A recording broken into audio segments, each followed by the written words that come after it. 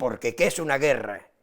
Una guerra es matarse unos a otros, si no, deja de ser guerra. Eso creo yo. Marcos Martel accedió a la alcaldía por votación popular. También la palabra rojo tampoco se pronunciaba, sino encarnado.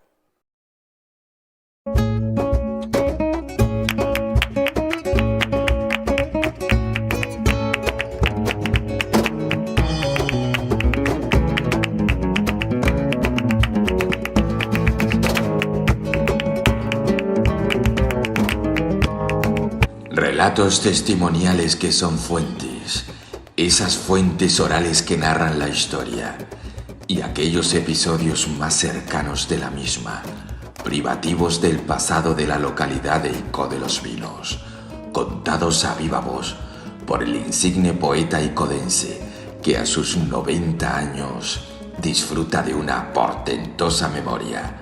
Hablamos con Francisco González Tosco.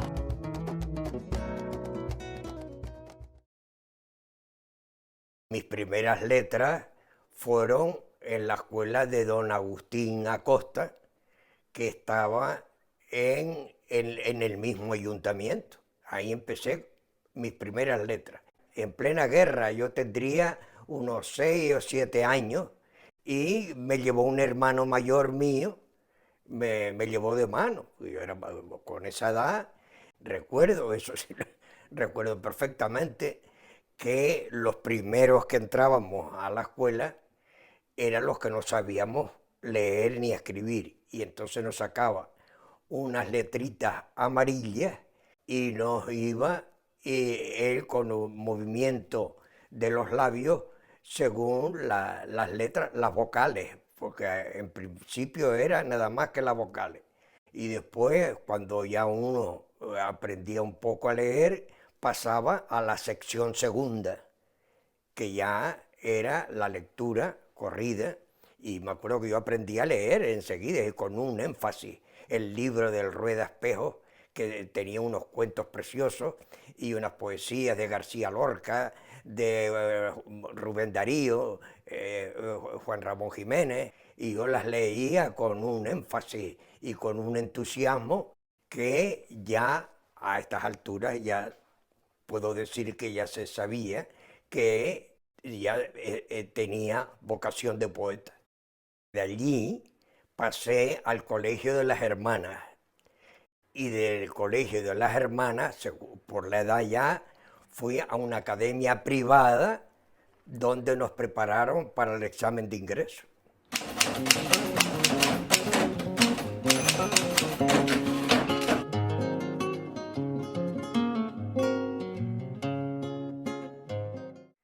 Sí, era de todas las materias. O sea que en el bachillerato era desde el 1 hasta el 7º de todas las materias. Ciencia, matemática, física, historia, religión, filosofía, de todas las materias, del saber. Se estudiaban como lenguas muertas el latín y griego, y como lenguas vivas inglés y francés. Los profesores de aquí pues, eran de ciencias naturales. Licenciados no habían sino 2.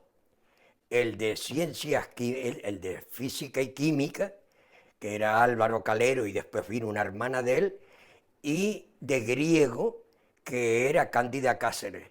Los demás eran de otras carreras. De ciencias naturales, don José Martínez de la Peña. De matemáticas, don Carlos. De literatura, don Manuel Tricá. Y de inglés, lo que llamaban aquí Domingo el de Celestino. De francés, Domingo González, que era médico. Y así eran, sabía gente que sabía mucho, pero no eran licenciados en las materias, sino esos 2, porque no habían más.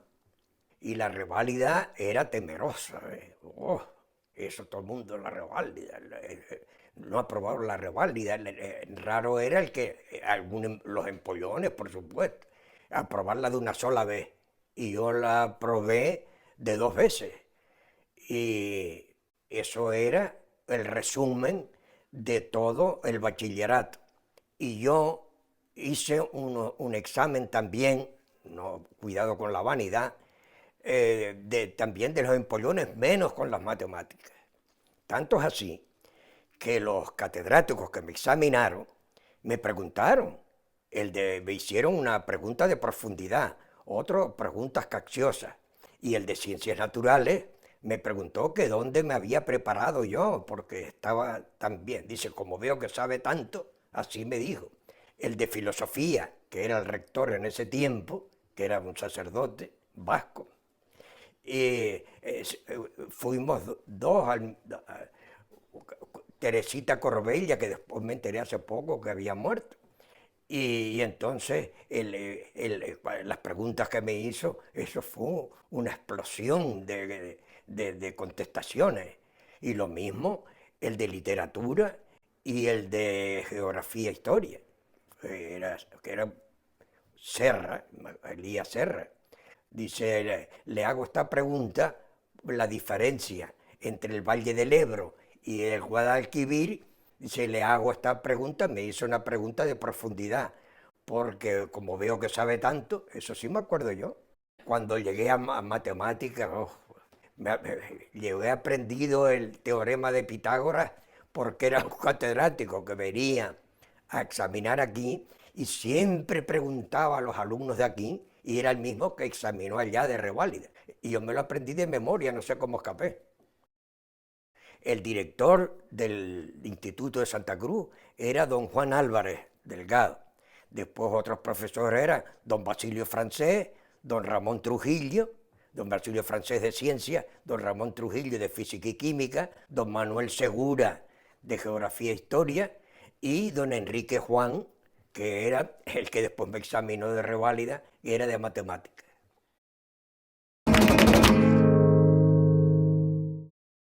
Para optar a procurador de los tribunales había que tener el título de bachiller superior, que después se llamó así, bachiller superior, que era el bachiller universitario, que es el que yo ostento, y estudiar un programa de 200 temas con todas las ramas del derecho civil, penal, administrativo, procesal, etcétera, todo lo que sea necesario para estudiar, para ejercer como procurador, que el procurador viene a ser como un auxiliar del abogado, como un enfermero o un aparejador.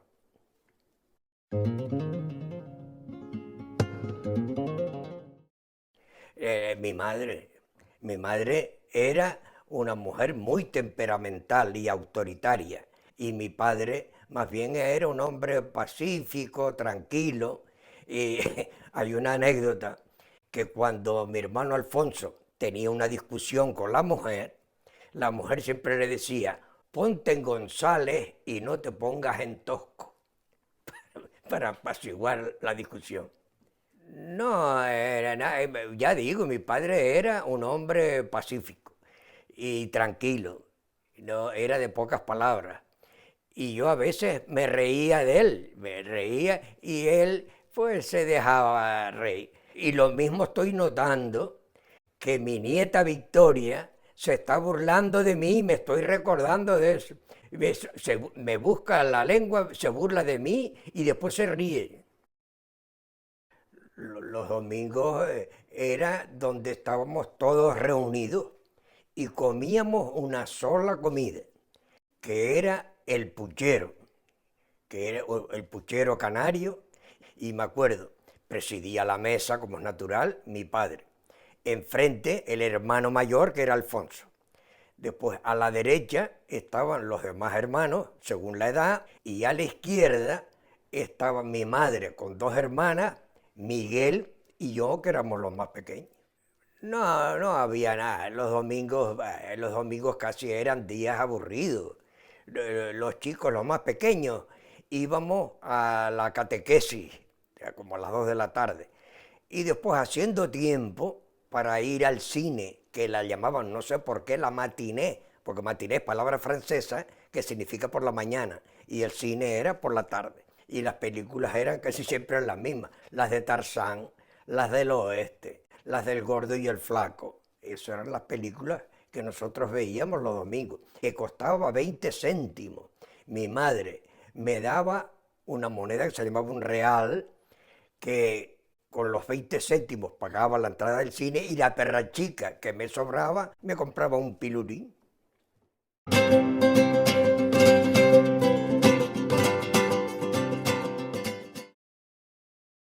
Aún recuerdo en las horas de mi infancia, cuando todo temor a ti acudía, en la nada fatal mi fantasía, y mayor era entonces la distancia.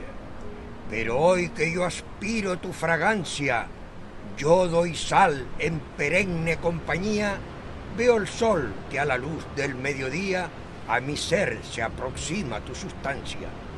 Y así estamos los dos frente por frente, con mi lazo de unión como es patente, sin que aflojen las cuerdas del respeto. Y por ti con las olas de mi canto, una estrofa de mar a ti levanto en la copa cordial de este soneto.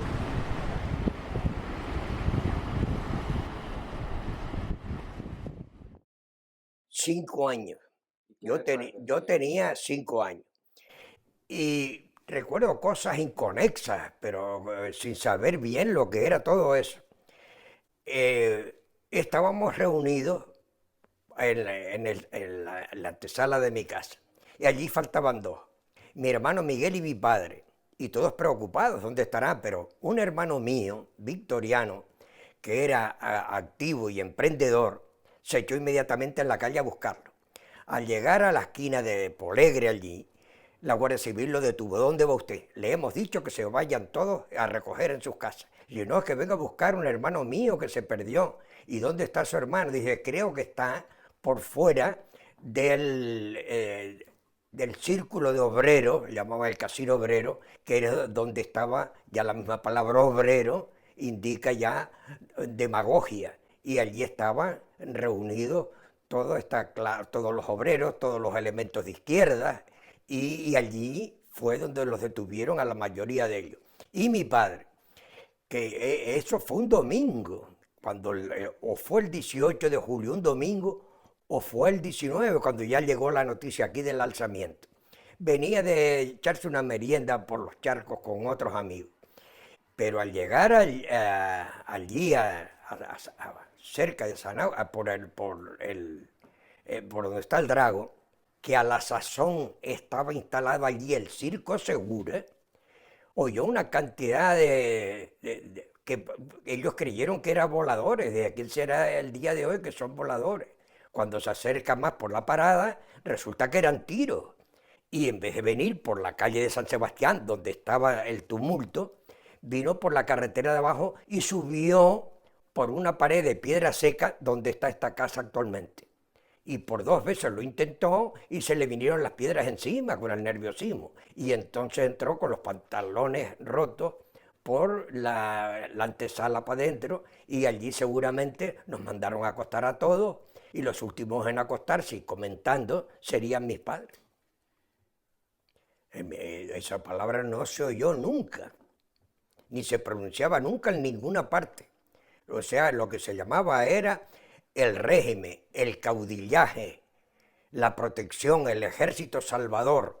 O sea que el ejército, cuando vino aquí, los jefes y oficiales iban a todos los actos públicos, iban a las verbenas, llegaban a medianoche con talantes alegres, dando a entender que se trataba de un ejército de protección, no de un ejército de ocupación. Y esas cosas uno no las entendía. Se lo veía a los soldados por las calles, con los uniformes, con las estrellas, con los fusiles, los desfiles, y a uno le llamaba la atención todas esas cosas, pero uno ni sabía lo que era ejército de salvación, ni de protección, ni de ocupación. Uno no entendía nada de eso por la edad.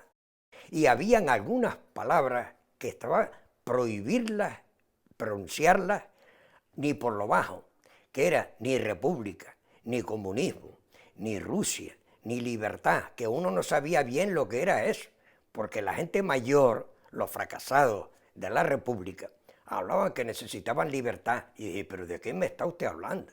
Yo no voy todas las noches a la plaza, voy los veranos a la playa, voy a la fiesta del Amparo y yo me muevo por todas partes. Esto me sonaba a mí a música celestial. Eso de hablar de libertad. Ah, también la palabra rojo tampoco se pronunciaba, sino encarnado. El rojo se decía el color encarnado. Por ejemplo, la bandera española era 2 franjas encarnadas y una amarilla, que se llamaba rojigualda. O sea que se unía la palabra rojigualda, no rojo ni roja, sino rojigualda. Sí, el primero fue Victoriano, que fue voluntario a Sanidad, junto con el que llama, tengo que hacer uso de los apodos porque si no, no nos entendemos, con Chano el Cestero, que después fue cura, y Saturnino el Gato. Los 3 se pusieron de acuerdo y fueron voluntarios a Sanidad. Y después, el segundo en ir al frente fue Alfonso, que fue a infantería. Y el tercero fue Sando, que fue infantería, a caballería. Y entonces había una disposición de que cuando habían 3 hermanos, uno sería desmovilizado, que fue el caso de Alfonso. Alfonso me contó que eran los únicos, porque mira si había tela donde cortar en la guerra y en las batallas y todo eso, que era un buen nadador, tanto es así que más de una vez iba con Gallito, un amigo de él, y compañero del club de fútbol, el Numancia, desde la orilla de la playa hasta las Coloradas y volver de regreso. Era un buen nadador. Y tuvieron que atravesar el Ebro a nado. Y él entonces, como buen nadador que era, no lo bajó según la corriente, sino de lado. Y uno que apenas sabía nadar se estaba ahogando, entonces agárrate de aquí, de un pie mío. Y efectivamente, y escaparon los 2, según me contaba él. Sí, efectivamente, eran años malos porque con la guerra desaparecieron muchas industrias y mucha mano de obra. No se hacía aceite, no se trabajaba el arroz, o sea que era año difícil. Y no sé cómo, y aquí que mi padre tenía el negocio del horno de la cal, no sé qué pasó ahí, porque apenas le contaban a uno las cosas, y montó un comercio de ultramarino en Santa Cruz, que todavía el edificio está, y la vivienda en la parte alta.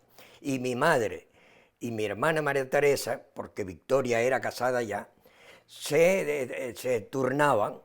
Unas veces venía mi madre para acá, otras veces mi hermana María Teresa, y estando yo allá con María Teresa, hubo un embarque de soldados. Y también me acuerdo que estaba allí que una mujer dando gritos cayó en un estado agudo de angustia. Y un guardia de asalto de los que estaban allí pasó un coche, no sé si sería un taxi o no sé qué coche, y no dio tiempo ni que abrieran la puerta, ahora eso sí me acuerdo, y le metió por la ventanilla del coche, eso sí me acuerdo. El alcalde de Icó era Marcos Martel, que llegó a la alcaldía por unas elecciones que hubo en febrero, donde todos los grupos de izquierda se unieron y formaron lo que se llamó el Frente Popular. Y me acuerdo yo de verlo pasar, él era empleado de la eléctrica, y me acuerdo de verlo pasar porque cuando yo era chico me fui a vivir con mi hermana Victoria, y él vivía en una casa donde hoy está la calle de Julio Arencibia, que en aquellos tiempos se llamaba Calle Nueva. Que fueron concejales con él, fue el primer teniente alcalde, un hombre muy impulsivo, que las pagó después en ese sentido, que fue José Díaz Martín, a quien llamaban Pepe el Chiflado.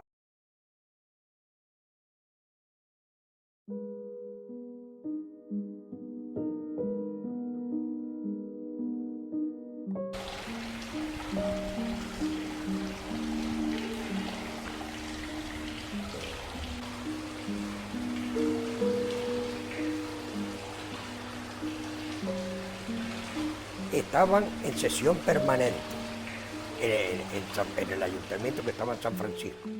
Y ya dieron las órdenes el ejército sublevado y triunfante que se disolvieran.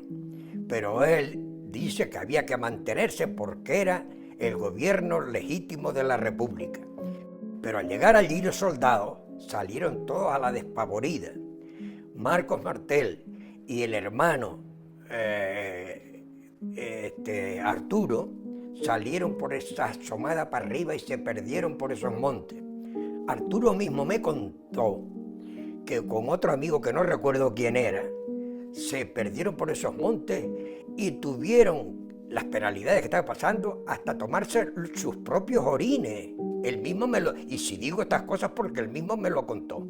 Y iban a una finca que tenía don Severiano Medina, y por las noches a escondidas le daban algo, qué sé yo, que le darían alguna comida fría, alguna fruta o algún pedazo de pan que les había sobrado. Y después no sé cómo, y lo sé porque él mismo me lo contó. Si miento es porque él me mintió a mí. Por la noche vino a escondidas y se refugió en la casa donde él vivía, que es donde está una casa de pisos de madera y de unas escaleras, donde está hoy Ópticas Orotava. Y allí se metió en unos escalones, allí fue el refugio de él. Y los de derecha de aquellos tiempos, que era Acción Ciudadana, Falange y Requete, iban buscando por las casas los que sospechaban que estaban escondidos. Y mi tío Ezequiel, que era de Acción Ciudadana, iba por las noches hasta 2 y 3 veces a tocar las paredes, a mirar debajo de las camas y tal, y no había forma de dar con él. Pero como cazador que era, se le ocurrió llevar una perrita de casa, y efectivamente, la perra husmeó y ellos dicen, aquí hay rastro. Tocó con un fusil que él tenía y efectivamente salió de allí, de aquellos escalones, salió Arturo Martel. Y entonces fue cuando lo detuvieron. Y si esto lo digo, y si algún familiar me escucha, si digo todas estas cosas es porque él mismo me las contó a mí. No que yo las estoy inventando, ni que yo quiero sacar a relucir, ni a heridas que ya están cicatrizadas. Eso es lo que él me contó y es lo que yo cuento. Que nadie se ofenda por eso. Y él una vez hablando así particularmente, dice que el alcalde legítimo de Icó sigue siendo él, porque él no ha entregado nada. Y uno se reía de esas cosas. Uno como no había sido educado en política, sino en las cosas de la falange, la religión, que eran los grupos de presión en esos tiempos, la falange y el clero. Y estuvo tiempo en lo que se llamaba en la prisión de Faife, que lo llamaban los salones, lo mismo que a la guerra la llamaban el frente. En los primeros momentos, una cantidad de gente de izquierda los llevaron presos al convento de Santo Domingo de la Orotava. Pero allí vieron que era gente pacífica, que solamente era gente que tenía unas ideas republicanas, pero que no eran alborotadores, ni eran de lanzar cócteles molotov, que en aquellos tiempos se llamaban petardos. Ahora, de allí empezaron a hacer la selección. La gente tranquila las mandaron para sus casas y los considerados como peligrosos, entonces los metieron en los salones. El primer alcalde que yo me acuerdo era ese, Marcos Martel. Don Lucas era un hombre caballeroso, un hombre tranquilo, no era de cócteles molotov, ni de pedradas a la agraria como yo vi, eso sí lo vi yo y lo recuerdo, que los de derecha estaban en la casa que hoy tiene Pepín Miranda, allí en el Drago, allí vino un abogado de Santa Cruz a dar un meeting y entonces los elementos de izquierda, estos alborotadores y peligrosos, la emprendieron a pedrada limpia. y un amigo mío que era abogado, que nació aquí en Icó, en el Hotel Milán, que es donde tiene Lolita Morales la casa, allí también lo recuerda, pues como vivía por allí cerca, pues vio toda esa pedrada y asaltaron y tiraron los muebles a la calle. Eso lo vio él y lo recordaba, y lo vi yo también y también lo recuerdo. Después, como el año 35 hubo elecciones y ganaron las derechas, fue en el año 35, era el alcalde don Eusebio Torres, que fue el que recibió a Alicia Navarro en Miss Europa. Y yo recuerdo, yo tenía 4 años en ese tiempo, pero me acuerdo de verla entrar a la plaza con un traje verde y flanqueada por don Eusebio Torres a la derecha y el hermano Fernando que iba a la izquierda. Entraron a la iglesia, se sacaron una fotografía en el Drago, fueron al Hotel Milán, después se hizo un baile en el casino, la gente por fuera, que queremos bailar con Alicia Navarro. La llevaron al Ayuntamiento Viejo, pero llovió, vuelto otra vez hacia abajo.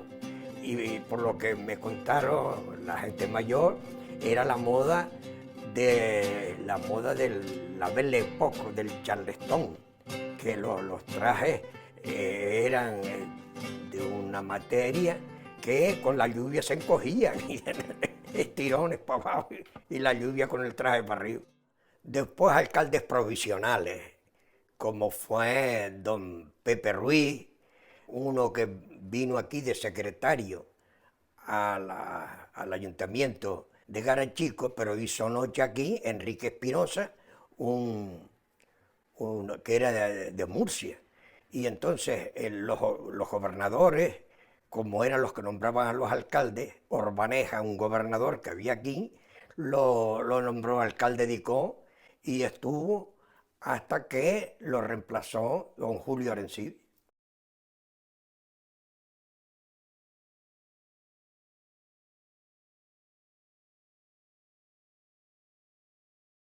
Como en todas partes, me supongo, de mucha escasez. Se pasó mucha hambre y mucha miseria, mucha escasez, sobre todo de productos básicos como era el aceite y el azúcar. Así floreció por todas partes lo que llamaban el extraperlo, a escondidas, hasta que, no sé por qué razón, entre Franco y Perón, presidente de la Argentina, firmaron un protocolo, se llamó Protocolo Franco-Perón, y vino aquí en visita oficial la esposa, Eva Duarte, y entonces él fue el que mató mucha hambre, eso hay que decirlo, porque es la realidad. Barcos fletados con aceite y con el azúcar, que era azúcar moreno, pero para los efectos era lo mismo, venían grandes sacos, y el aceite en unas latas, le llamaban aceite El Gallo. Y eso es la verdad. Cuando fue destituido Perón, Franco se portó bien. Eso hay que decirlo también. Y entonces le dio alojamiento en el Pardo hasta que volvió otra vez Perón a la Argentina y murió siendo presidente. Se fundó o se creó un organismo que se llamaba el Mando Económico. Y ese Mando Económico hizo barriadas para gente pobre, gente que no tenían un sitio donde irse a vivir. Y aquí se crearon 3 barriadas. Una que fue la de la playa, porque los playeros vivían allí, yo no sé ni cómo sobrevivían, apiñados unos a otros. Y entonces aquella barriada se llamó de García Escámez, que era el capitán general de aquellos tiempos aquí. Y vino a inaugurarla, a entregarle las llaves, el general Iglesias. Yo estaba presente.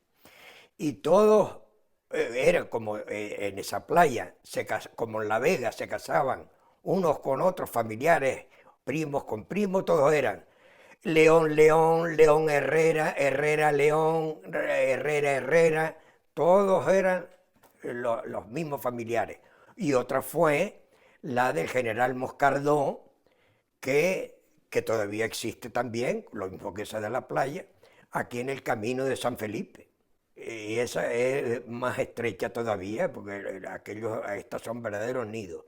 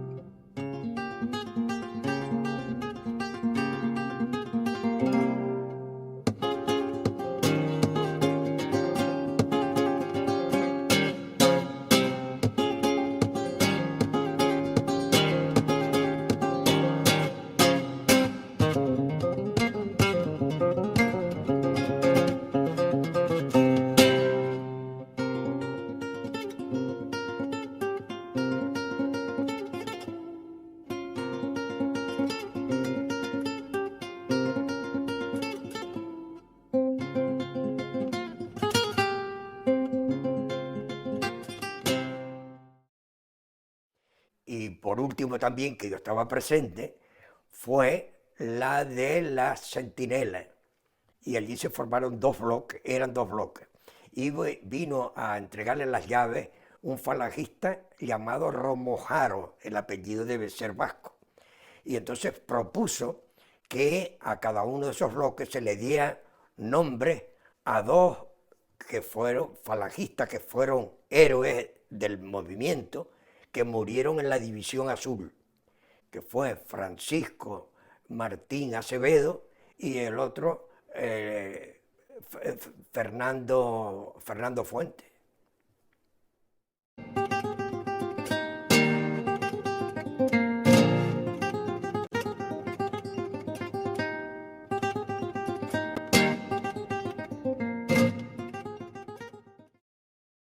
Aleluya. La mañana triste estaba, pues que no brillaba el sol, y en llegando el mediodía hay que ver lo que cambió, pues que azul miróse el cielo, el mar del mismo color, y la brisa acariciante por muy espacio voló, y la fuente sonreía, también el fruto y la flor, y hasta la sangre más limpia del sufrido corazón. Y yo al ver el brusco cambio que todo el entorno vio, en un lugar apartado, en silencio dije yo, hay que ver lo de prodigios que en el mundo obra el sol. Eso siempre ha ocurrido en todas las épocas, que se ponen nombres a las calles según el partido o el régimen que esté mandando. Aquí, la calle que hoy se llama de Infanta Isabel pasó por tres nombres. Primero se llamó la calle El Norte porque era el norte del casco del pueblo. Después, en agradecimiento a una hermana de Alfonso XIII llamada la Infanta Isabel, era muy popular en toda España, iba a los toros y la gente la quería mucho. Y entonces el ayuntamiento de Icó la invitó a que honrara el madrinajo del pendón de la ciudad que se elaboró siendo don Felipe Guzmán de alcalde. Por lo que he oído decir, ella delegó en la esposa de alcalde, pero se le mandó otra vez a decir que el alcalde era viudo, y entonces ella designó a una señora del Valle de la Orotava llamada María Teresa Cullien de Osuna. El pendón se bendijo por el obispo en aquellos tiempos, Fray Albino, a la misma sombra del Drago, y allí se premiaron a los poetas incipientes de aquellos tiempos, como fue Álvarez Cruz y Emeterio Gutiérrez Albero. Después, como mandaban los republicanoides de aquellos tiempos, se le puso el nombre de Fermín Galán, que fue uno de los militares golpistas junto con Hernández del régimen legalmente constituido de Alfonso XIII, que si Alfonso XIII era rey de España, era en virtud de haber jurado una constitución elaborada nada menos que por Cánovas del Castillo. Es que hubo una orden en toda España de poner en cada pueblo dos nombres obligatorios, donde quiera que fuera, General Franco y José Antonio Primo de Rivera. Tanto es así que la Gran Vía de Madrid, siempre se llamó la Gran Vía, se le puso el nombre de José Antonio. Y por todas partes, General Franco y Primo de Rivera, eso en todas partes. La calle José Antonio Nicó era la del Durazno. Hay una anécdota por mi parte. Yo escribí una vez haciendo una pequeña historia de la Plaza de la Pila, con los nombres que había tenido. Y en uno de los nombres se llamó de la Constitución y también de la República. Y la censura de aquellos tiempos me tacharon la palabra República, porque no se podría ni pronunciar. Que también pasó por tres nombres: Plaza de la Constitución, Plaza de la República y Calvo Sotelo. La calle de los franceses se llamó así porque efectivamente huyendo de la invasión napoleónica, se refugiaron aquí unos franceses que hacían velas de sebo y vendían algunas cosas, que eso fue el origen de la feria dominical aquí en Icó. Y después, durante la guerra, el alcalde que había aquí, amante de discursos y de descubrir lápidas en aquellos tiempos, que era don José Arencibia, le puso el nombre del general Doria Laos, del católico además, que era el capitán general de aquellos tiempos. Se llamaba la calle del Hospital. Y después, estando don Pepe Ruiz de alcalde, le cambió el nombre por la calle del General Mola, que era Requeté, como don Pepe Ruiz era Requeté también, y después ni uno ni otro. Le pusieron el don Manuel González Trujillo, que fue un médico muy querido y muy popular en aquellos tiempos de Nico, que yo no conocí. Naturalmente, porque aquí las víctimas son los del bando republicano y los opresores fueron los del bando nacional. Y lo primero que tiene que tener una ley es la imparcialidad, si no, deja de ser ley. La ley es la ordenación de la razón humana para el bien de la comunidad, y una de las características es la imparcialidad.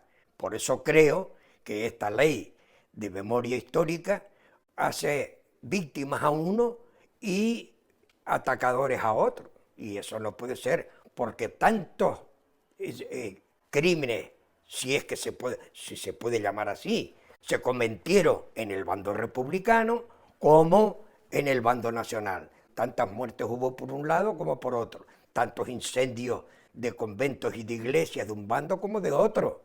Porque ¿qué es una guerra? Una guerra es matarse unos a otros, si no, deja de ser guerra. Eso creo yo.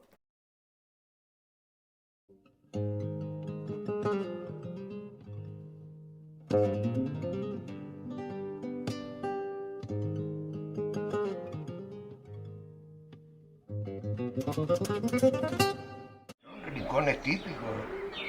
Parece que es la casa más antigua que queda en Icó, que era donde estaba el tribunal de la Inquisición. O sea que aquí era donde juzgaban a los herejes y los que estaban fuera de la religión católica.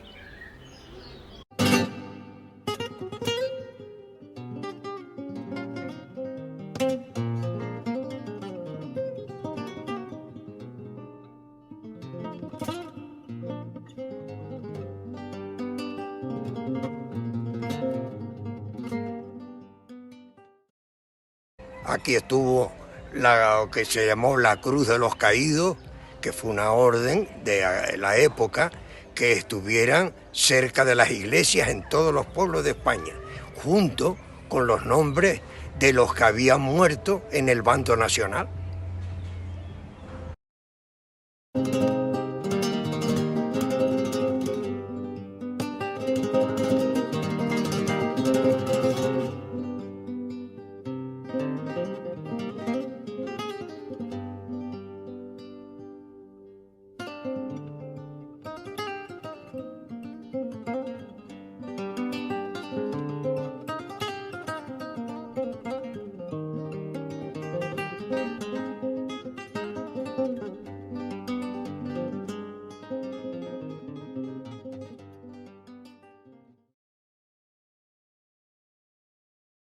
Era una cosa que se estaba esperando, a nadie le cogió desprevenido, porque Franco últimamente cayó en una agonía irreversible y se estaba viendo venir.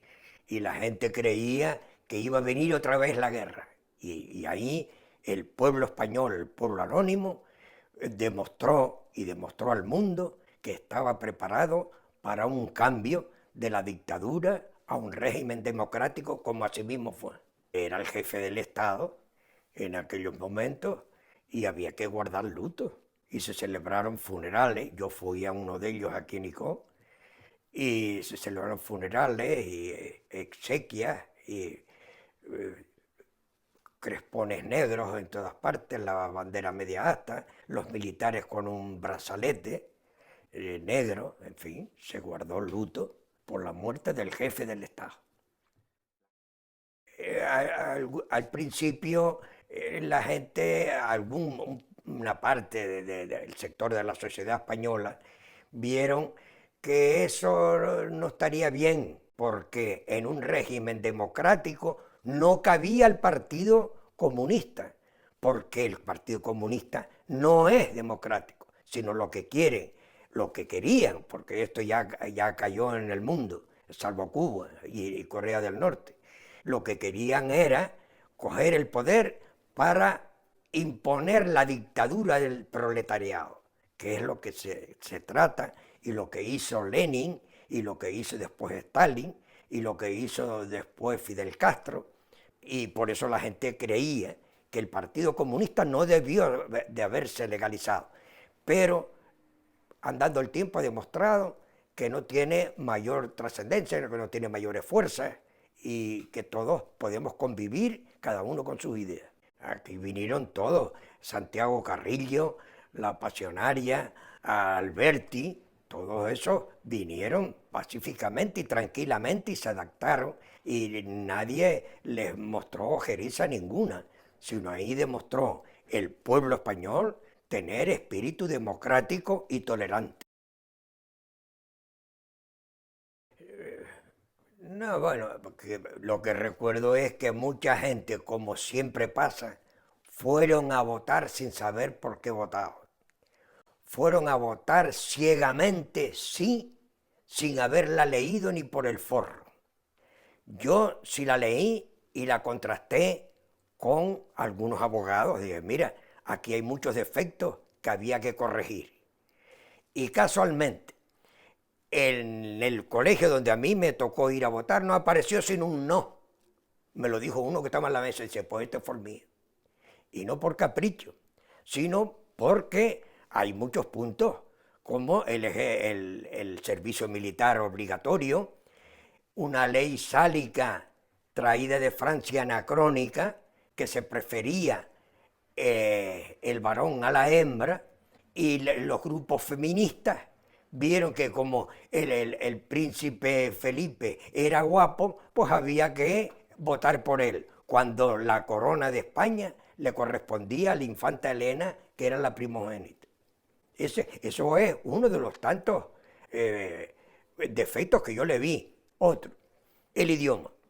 Es idioma oficial para toda España el castellano, pero también son lenguas oficiales donde se hable los demás idiomas.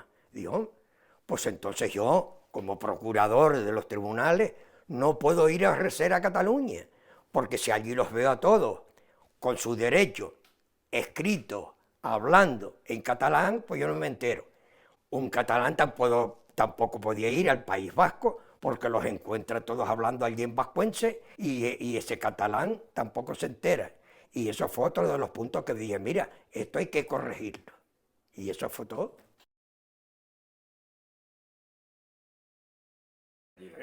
La gente, hay un refrán que dice que el tiempo pone todas las cosas en su sitio. La gente se ha ido olvidando. Y los que vivieron aquellos tiempos, la mayoría han fallecido. Y las generaciones de hoy apenas se ocupan de nada de eso. Sí, eso ya no se habla.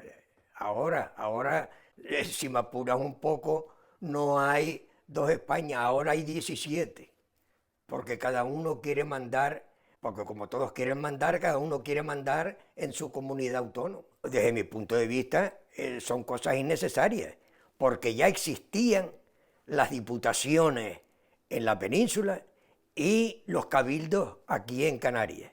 Ya existían esas comunidades de carácter administrativo, no ahora de carácter político, porque no hay necesidad, sino para los asuntos administrativos. Para la política está la política de la nación, que es común a todas las regiones.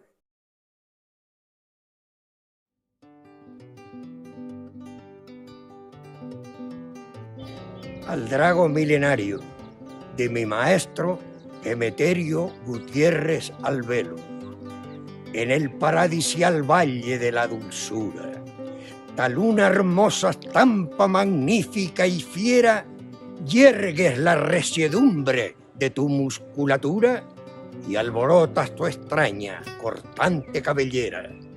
Con vegetales dagas, tu vital dictadura asesinó a la Virgen de la mirada güera, y el turbión de los siglos se quiebra en tu cintura, que acrece nuevos ímpetus a cada primavera.